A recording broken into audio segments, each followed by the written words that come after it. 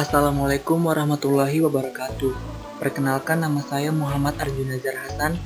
Saya adalah mahasiswa dari Prodi Bimbingan dan Konseling Universitas Tadulako tahun ajaran 2020. Di video kali ini saya akan membahas tentang konseling yang bersifat membantu. Untuk itu, mari simak video ini sampai dengan selesai. Baiklah, sebelum kita membahas lebih dalam tentang konseling bersifat membantu, saya akan membacakan tentang pengertian dari konseling sebagai hubungan yang membantu, yaitu proses pemberian bantuan dari seorang konselor kepada individu yang bermasalah atau yang biasa disebut klien, sehingga klien terbantu mengatasi segala permasalahan hidupnya dan dapat terbantu dalam hal aktualisasi diri ke arah yang positif. Memang pada hakikatnya hubungan dalam konseling itu bersifat membantu atau helping relationship. Hubungan membantu itu berbeda dengan memberi atau giving, atau mengambil alih pekerjaan orang lain. Membantu tetap memberi kepercayaan kepada klien untuk bertanggung jawab dan menyelesaikan segala masalah yang dihadapinya. Dan hubungan konseling tidak bermaksud mengalihkan pekerjaan klien kepada konselor, tetapi memotivasi klien untuk lebih bertanggung jawab terhadap dirinya sendiri mengatasi masalahnya.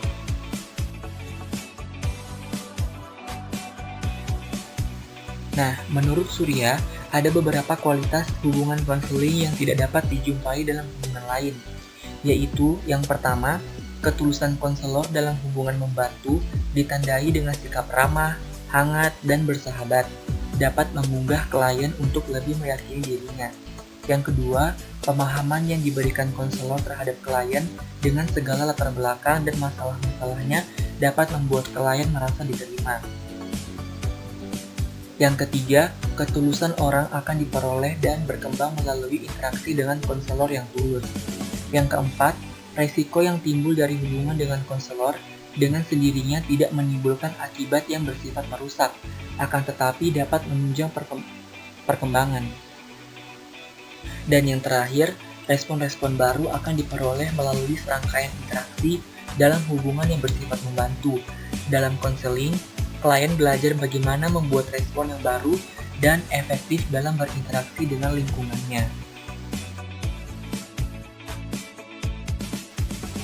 Pembahasan selanjutnya adalah tentang 6 karakteristik dinamika dan keunikan hubungan konseling dibandingkan dengan hubungan membantu lainnya. Keenam karakteristik itu adalah sebagai berikut. Yang pertama, afeksi. Hubungan yang penuh afeksi ini dapat mengurangi rasa kecemasan dan ketakutan pada klien, dan diharapkan hubungan konselor dan klien lebih produktif. Kedua, intensitas. Hubungan konseling dilakukan dengan penuh intensitas.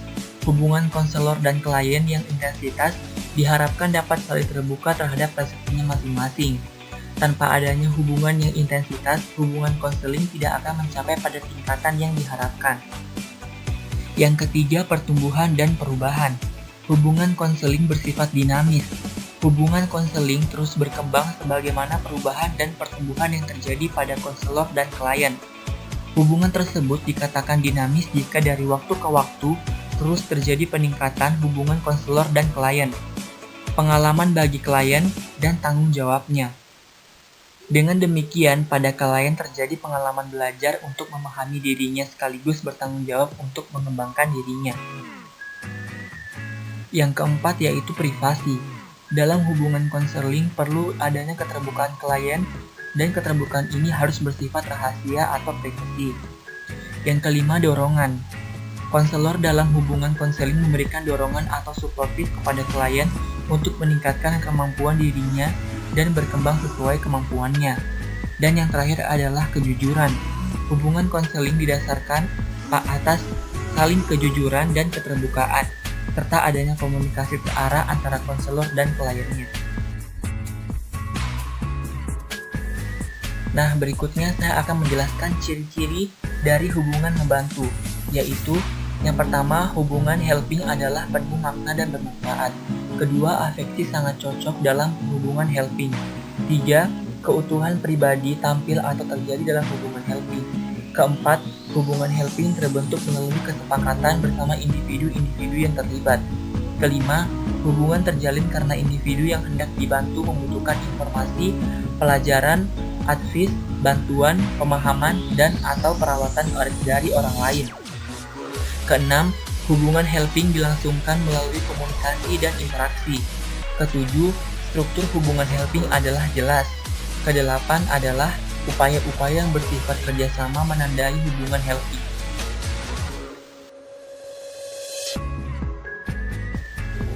Berikut adalah masalah yang biasa dihadapi oleh para klien. Yang pertama, masalah kesehatan atau penyakit.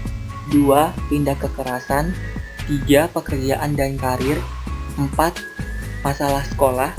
5, masalah perkawinan dan keluarga. 6, hubungan interpersonal. 7, masalah pribadi. Dan yang terakhir adalah masalah lingkungan. Ini adalah 8 masalah yang biasa dihadapi oleh para klien.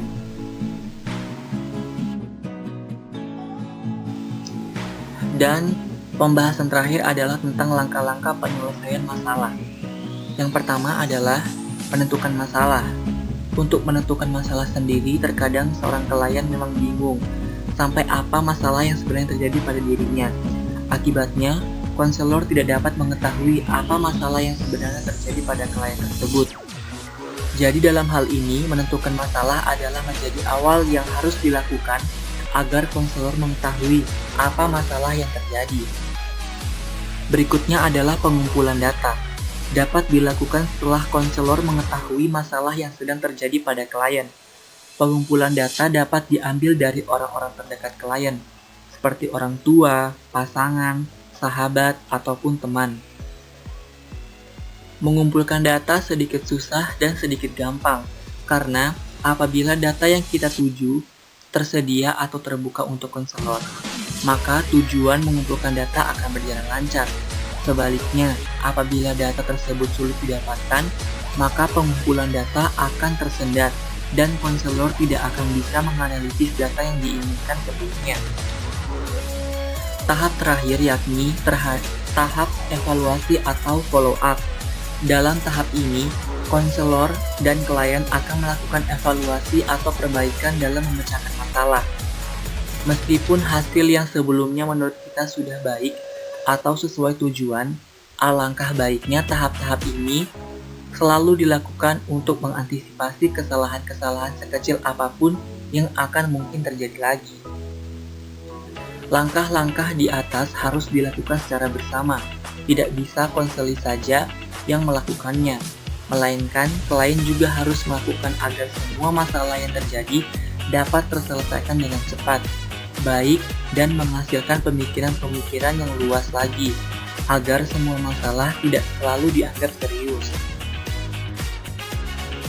Baiklah, cukup sekian video yang saya bawakan kali ini, yang membahas tentang konseling yang bersifat membantu. Semoga video ini bermanfaat untuk teman-teman sekalian. Mohon maaf apabila ada kesalahan dalam pengucapan. Terima kasih juga buat semua yang sudah menonton sampai akhir. See you in my next video. Bye!